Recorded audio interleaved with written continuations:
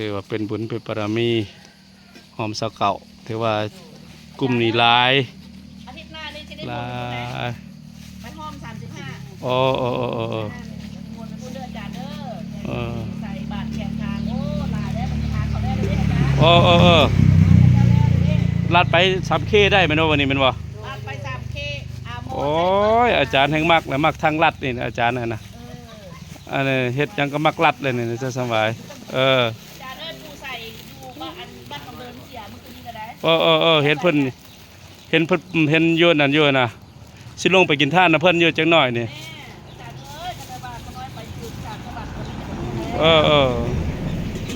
ผู้ใสเห็นเพิ่นเห็นญาสรสิทธิ์ลงอยู่แม่นจะเป็นแบบญาสรสิทธิ์แล้วก็ญาอื่นเห็นลง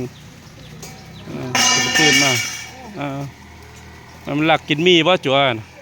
ว่าได้เว้ยโอ้ยอาจารย์มาจนว่าเอาได้บุญเป็นปารมีคำคูณ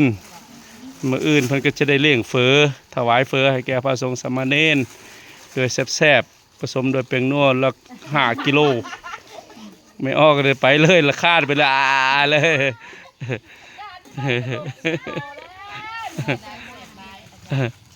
ใส่หลายเนาะใส่หลายแซ่บหลายเนาะ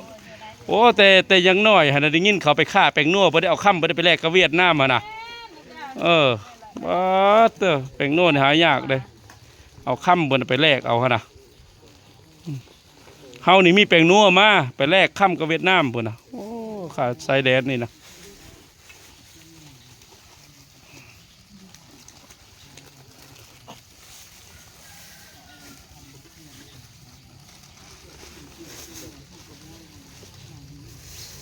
อาจารย์ประกาศผู้แต่ห้อมชาวเก่ามาเชิญเอาตัวโยมมากินเฟ้อนำกัน